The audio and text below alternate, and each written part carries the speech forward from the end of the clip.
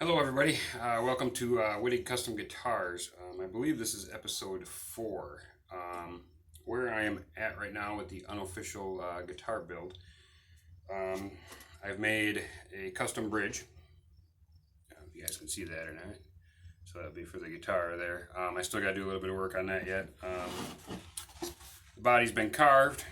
I put a block in to support the bridge, of course. So that's what that will kind of look like when that's on there. You guys can see that or not. I started carving the back a little bit. I have the back plate on there. It's wood. That's where we are for that. And I started carving the neck. Now, the way that I carve necks, I've tried all different kinds of ways. A lot of people like to, when I watched a lot of videos when I first started watching people, they would do both ends, get them where they want, and then they would carve the middle to match the ends. For me, it's easier to start from the middle and work my way out. Now, I've tried all different ways, kinds of ways to do it, all different tools, all that. But the best way I actually found is I actually learned it from Ben Crow from Crimson Guitars.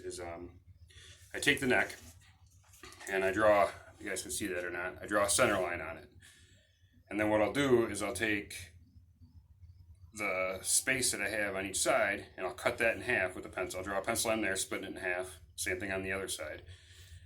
And then what I'll do is I'll connect those two lines with a rasp or file when I get there to that point. And then I'll take those two and I'll split those areas. And then I'll work my way around, and I find that doing it that way, I get a much more uniform neck. It saves me a lot of time. There's less fiddling around. It seems to just be a little bit more smooth. So I'll show you a little bit how I do that. First here, I put it in my jig. So I'll clamp down here.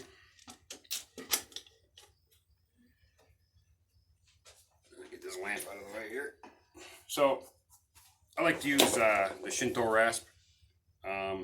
It's got a more coarse side and then a finer side, and it takes off a lot of material quickly and smoothly. It's a little bit more, I have a little more control with this, so it works really good. So I've already done the first segment already. I connected those two lines, and so what I did then is I just I split the difference on the next one to the center line, which I just use my finger as a guide, and I just run it down to split the difference. I will do it on the side too.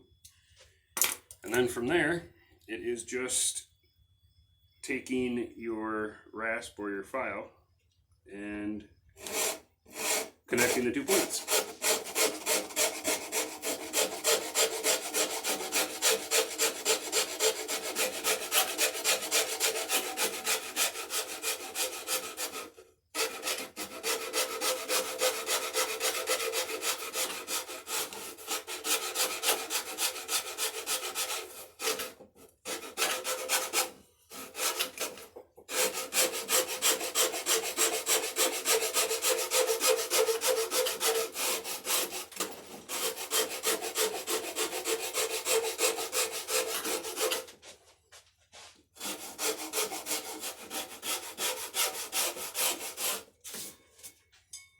Just taking these 2 points here, the top, and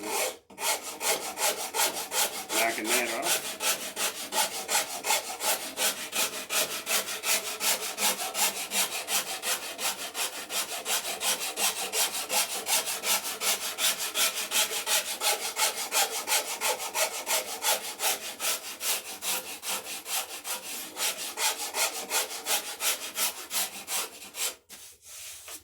Just like that. And then what I will do is I'll do the same thing on the other side until I get those two connected, and I'll kind of work my way around. I'll take it off here and see if you guys can actually see. Because I kind of already, I don't know if you guys can see this or not, but it's kind of hard to see. I don't know if you guys can see the curve or not, but I kind of got a little bit of a rough profile already. which is nice. And like I said, I just got to knock off the edges and it gets me pretty close. Now, to look for straight, I can either put a small straight edge on there, or what I like to do is I like to take it, lift it up, look in the light, and turn it as I'm carving it. Now what that will do is I'll be able to see every bump, every wave that's in the neck. And for you guitar players, you know that you'll be able to feel every little difference on the neck. So I spend quite a little bit of time making sure the neck is flat, smooth, feels good in the hands.